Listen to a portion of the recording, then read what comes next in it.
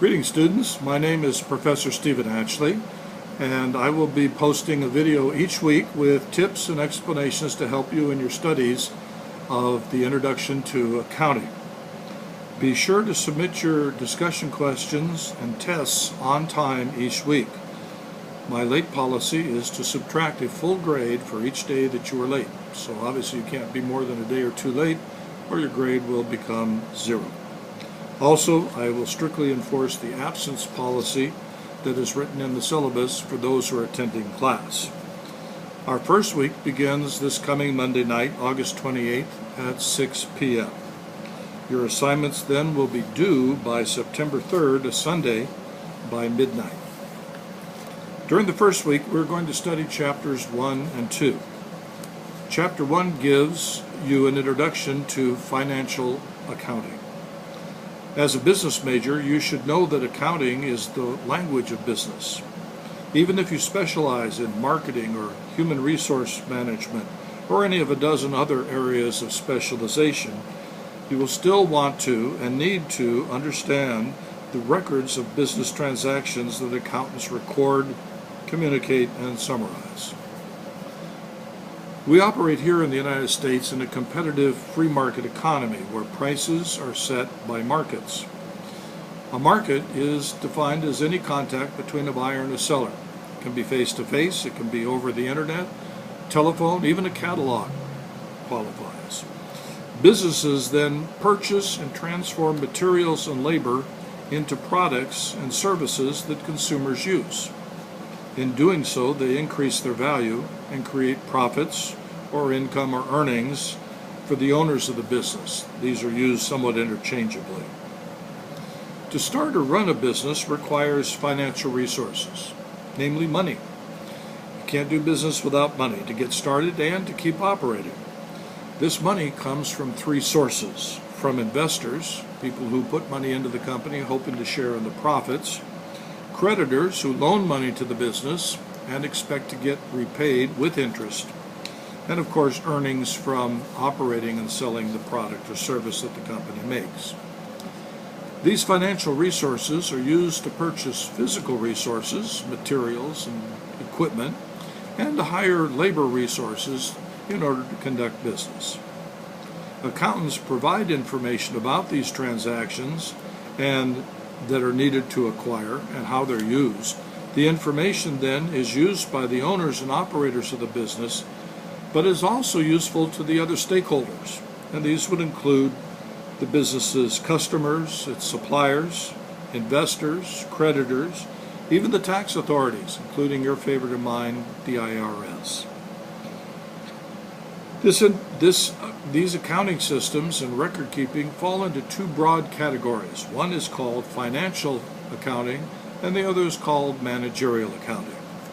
The basic difference is that a financial accountant keeps records and prepares reports that are spread outside the company to the stakeholders as well as to the owners.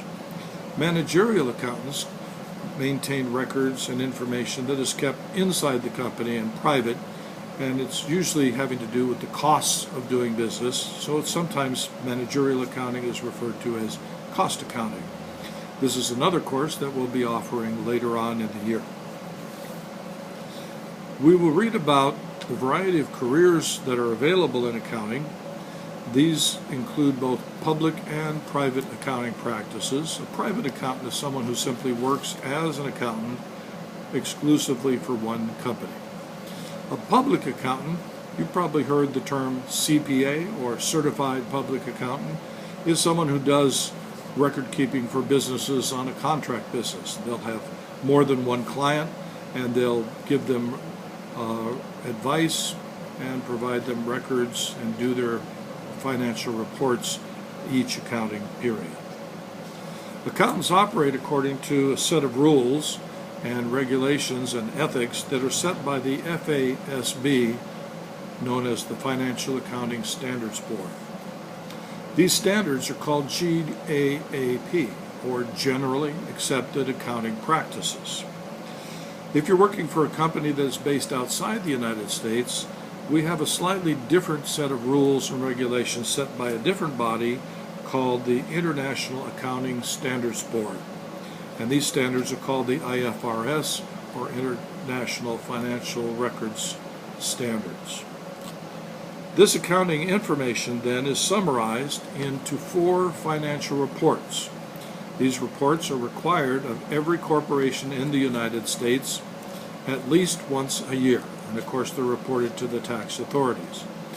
If the company is publicly traded and the stockholders can buy and sell the stock publicly, then the company is required to make these 4 reports available to the general public free of charge.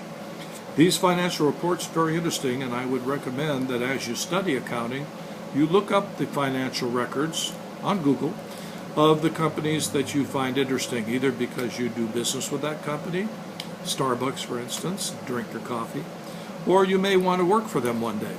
And as you do so, read the financial reports for these companies.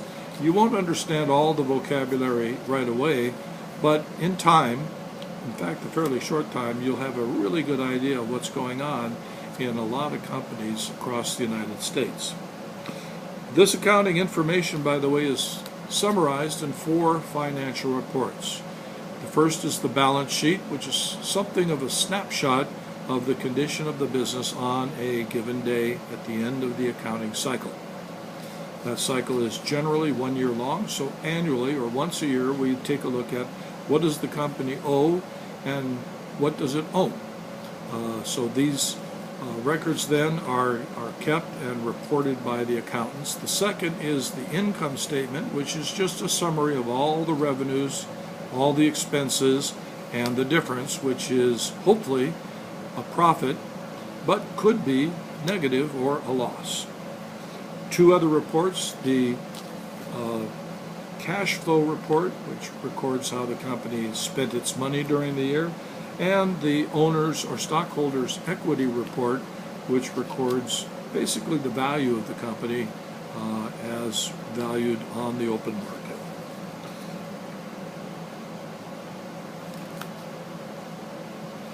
When you're done with the chapter, as you read on, you're going to study how we use the fundamental accounting equation to organize and record all of our transactions for the company. This equation, you'll see, is very, very simple. Its assets are equal to claims. One side, the first assets, the other side, claims, and then the claims are further subdivided by type according to liabilities, claims of outsiders, and equity, claims of the owners. A company, of course, doesn't actually own anything itself, although for legal purposes we do call corporations persons so that they can acquire those assets just as a company. But ultimately the assets of a firm belong to the creditors and to the owners.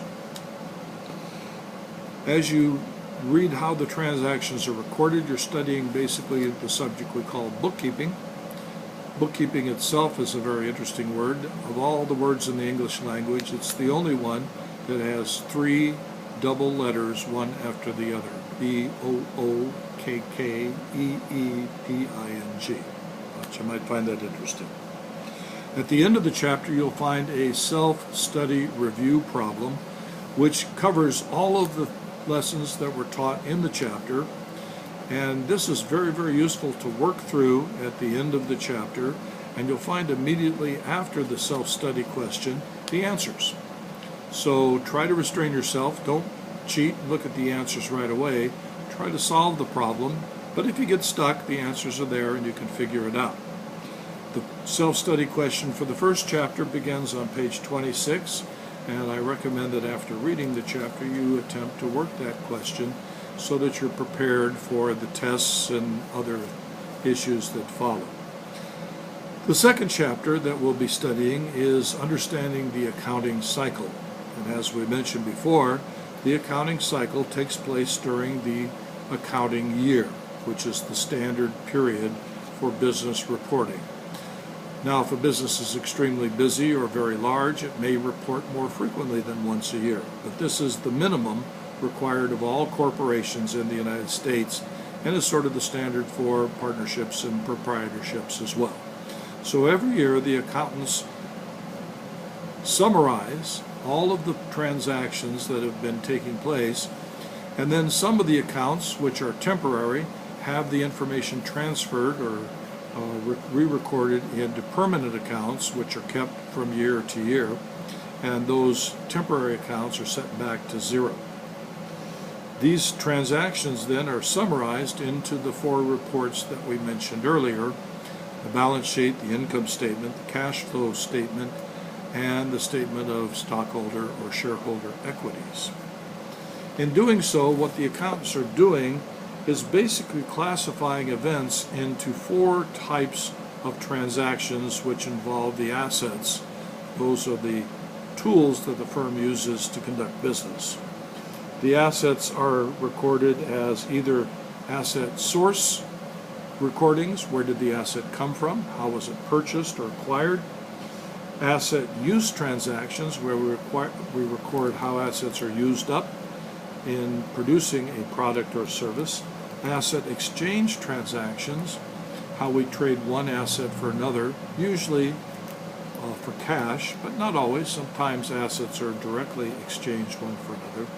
And finally, claims exchange transactions that affect the claims, either the liabilities or debts of the corporation, or the owner's share equity, be it dividends or income from new investments as they come on. As you read these chapters 1 and 2, I recommend that you not try to do it all at one time. Instead, you should really break your studies up into smaller chunks so they're a little more doable, a little less intimidating, and frankly, you'll remember more if you don't try to stuff it all into one setting. So I would recommend about an hour per session. It will probably take you 2, maybe 3, perhaps a little longer, but about 3 hours to study both chapters and to work the review question. You may divide your study into even smaller chunks if that's desirable, but you have a full week to do this. Typically you'll have other classes, don't neglect them, but try to give this a fair amount of study time. We recommend, as just a rule of thumb or as a standard, for every hour you spend in class, you should spend about an hour and a half to 2 hours in study. Since we're spending 4 hours a week in this class, we're looking at about 8 hours of study per week. That means almost every day, maybe more than once a day, at least an hour per setting. Of course, these classes are highly accelerated. Normally, you would take 16 weeks to complete a course like this. We're going to do it in 8 weeks. That means you're going to have to study a little harder, but the reward comes a little sooner, and you're going to earn credits at a very good rate every 8 weeks instead of every 16. So there's somewhat of a trade-off there. The economists will look at this, and the economists will say, well, is it worth the trade-off or not? We think it is. That's why we conduct our classes at the rate we do. So happy studying. Looking forward to meeting many of you in class on Monday night. If you're attending class, make sure to come every single week. If you're doing this online, you'll see these regular videos every week, and I will give you a little introduction to what you're studying, kind of help you along. And of course, we're available online for questions at any time. So this is Professor Atchley signing off this week. I look forward to seeing you Monday night. Bye-bye.